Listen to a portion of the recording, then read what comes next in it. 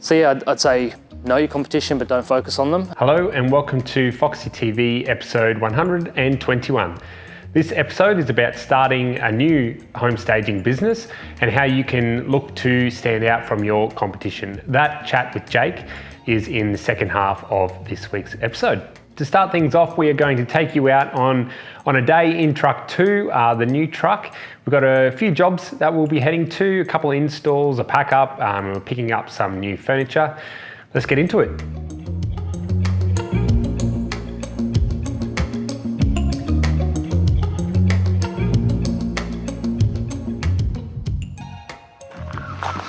Jake, Tuesday morning, lovely morning in the suburb of Carina Heights. Yeah, what are we doing here? We're doing a pack up first thing. So we've got 2 half jobs on the truck at the moment for install, and we're picking up probably half of the furniture in this house, and it's being split across our other ones. So we'll go straight from here to 2 other installs, and then the rest of this pack up will be done by the second truck. So they'll be coming here after they finish their first job and get whatever's left over and use it in a third install. From the pack up in Carina Heights, we then headed to an install in Fortitude Valley.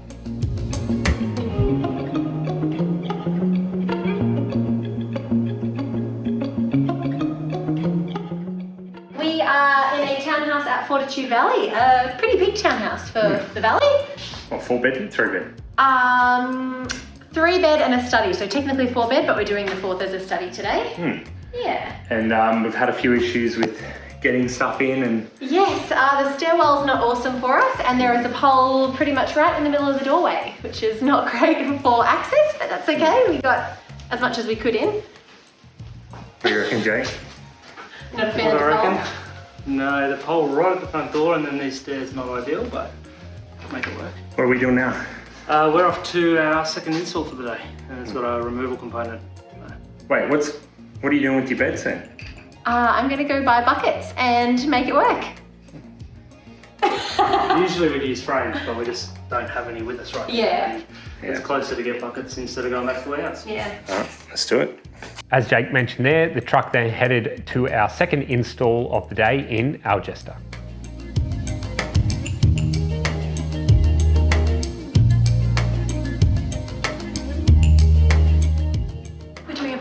Partial install using some of the furniture? Yes, so using some of the client's furniture, just mixing out some of their darker pieces to bring in some more light.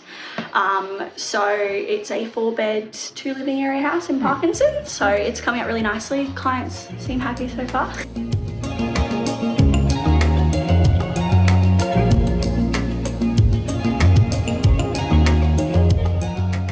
Once all of our furniture was off the truck and into the house, we left Janessa and Bianca there to finish the install. We took some of the client's furniture to a storage facility, and then we went to pick up some new pieces of furniture before returning to the warehouse.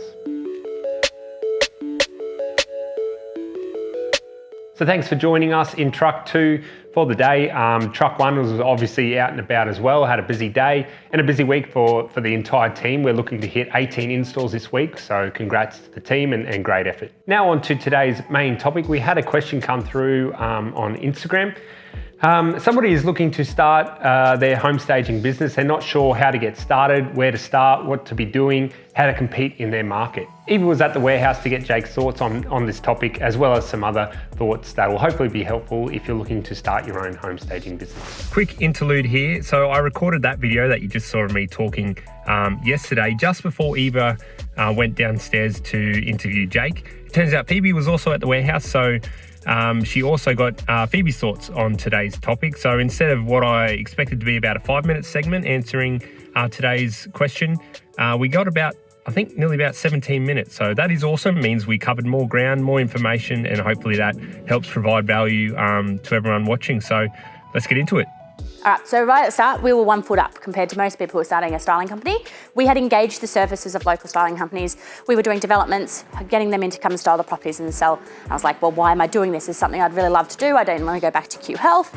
So we addressed everything that we didn't like about that experience and did the opposite. And that is honestly what gave us the grounding to move forward. And for us, if I say we addressed it and we did the opposite, we made everything easy and not on our terms. So it's at the start, it has evolved over the last 4.5 years.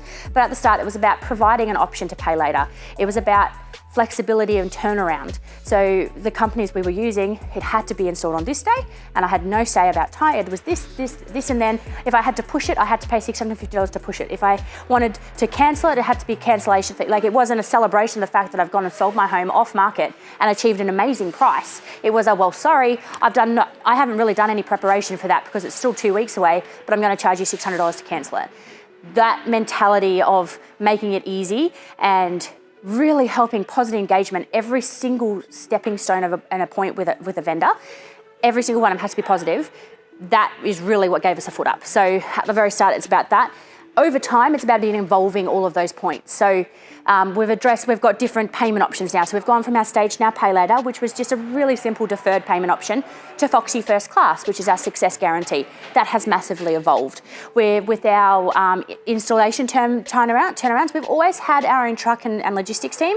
Now we've got 2. So literally, we can do a 24-hour guarantee turnaround if a vendor needs that. They want 4-week hire, do they want 8-week hire? We can adjust it.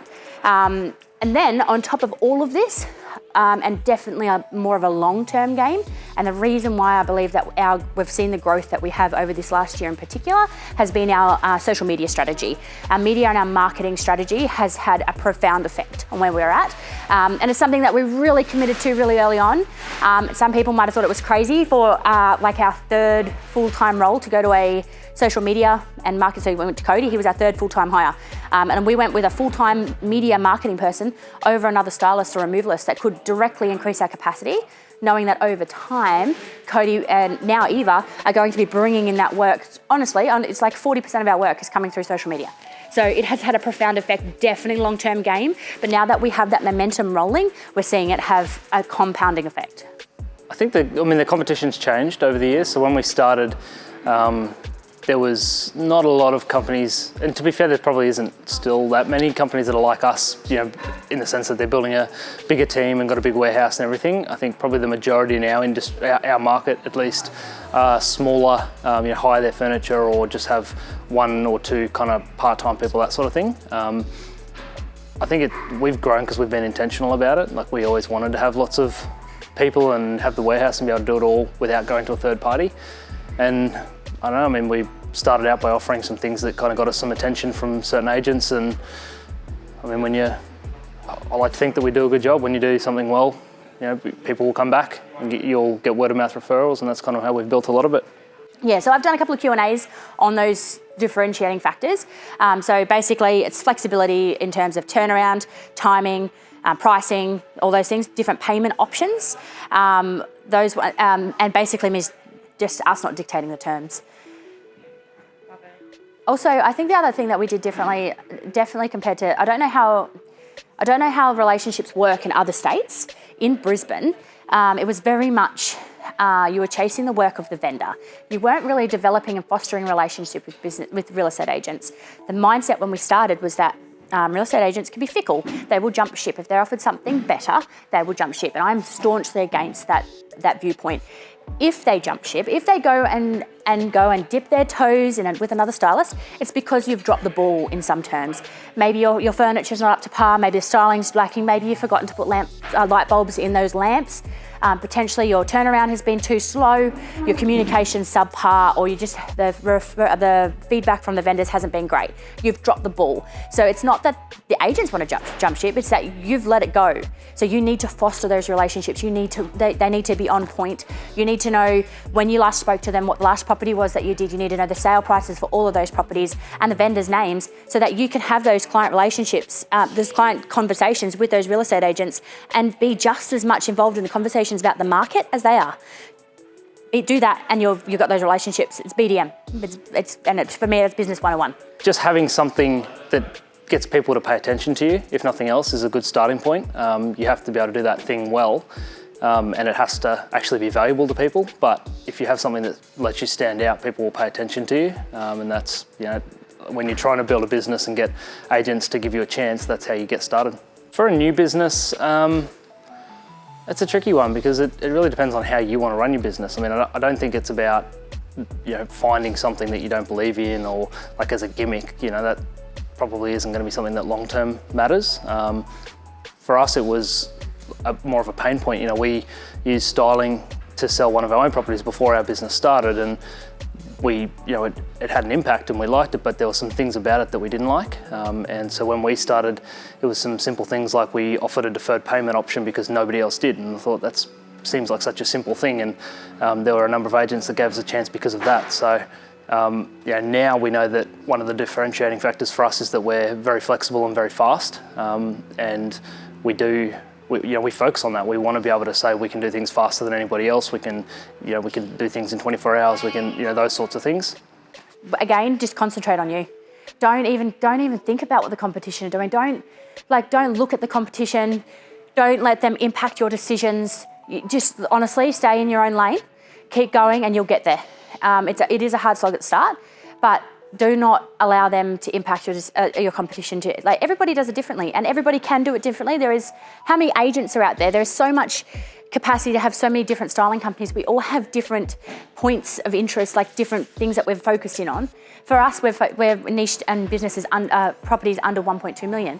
So for us, the higher end providers, they're not our competition. We've got a symbiotic relationship with some of the higher end providers in Brisbane. We refer her higher end work, she refers us her lower end work. And it's a great relationship. So not everybody, it doesn't have to be a narky competition. And that's something I've really struggled with, I think, in the design industry, is that everyone's so secretive, and I didn't even have the opportunity to talk to another stylist until over a year and a half into the business, because everybody just wasn't interested. But yeah, it can be, and now I speak to lots of people, lots of stylists, but it doesn't have to be a negative competition. You can embrace it. Probably more about focusing on yourself and your own business. We know a lot of our competitors. We kind of know what they do, and by knowing your competitors, you can know how you're different and where there's opportunity. But more beyond just knowing who they are and what they do, I don't think it's really worth focusing on anything that they do. It's really about how can you be a better business yourself, how can you offer more value and deliver on the things that you say you're going to deliver on. And like I said, you do a good job of something and you're going to get more referrals and people coming back to you. It's kind of it's a throwaway answer in a way. Like if you're starting a business, somebody saying to you, don't focus on your competition, it doesn't really help you, but I think it's still the truth. You just need to focus on your own business and doing your own thing. Potentially made the commitment to purchasing our furniture early on. So we did, but it took us a little while to realise that was actually, so we started off with the really little things. In hindsight, in retrospect, I should have started with the bigger things, because yes, they have a higher capital outlay, but they actually have a better return on investment over time. So for example, a sofa. So I wish that we had done a little bit opposite, rather than us buying side tables which fit in the car. But otherwise, that's one of the biggest mistakes I made, and I know we did this Foxy TV on that, was not keeping an eye on the back end of our website. So when our interlink dropped out, all the quote requests that were coming through, I think this was mid last year, all the quote requests that came through was about 20 jobs that we missed out on, literally because I didn't get back to them. I had no idea they'd even requested a quote. So that side, but Eva's across that now. So Eva's doing a lot of our website management, and she's really keeping on the back end. So if something was to drop, it wouldn't just be me. It's not just on me. I think something else I really need to get my butt into gear for is to get my admin role, get a PA in, because these are seriously bottlenecking. So basically releasing, I wouldn't do anything different structurally with the business, if that's what you're asking. It's more how I've addressed all the different bottlenecks that I've created with myself in the business, and how long it's taken me to free them. I don't know. It's not that we didn't make them, it's that I don't remember them.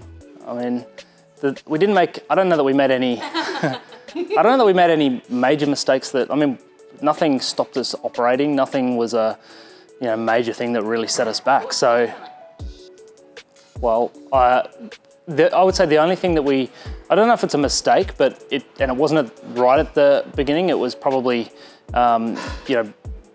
people. We probably could have let one of our early hires go a little earlier. We could have brought in somebody else a little earlier.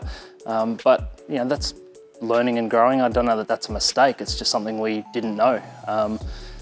What would we do different? I don't even know what the answer is there. I mean, what we've done kind of feels like it's led us to where we are now, which is working. So, maybe you'd hire a little quicker. I think we hired quite quickly compared to a lot of businesses. We Phoebe had a full-time stylist within the first month and a half, I think, and then another one within a couple months after that, or a couple of months. Within about 4 months of you starting your first job, we had, you being Phoebe off camera, yeah, we had 2 full-time stylists, and that's probably faster than most businesses.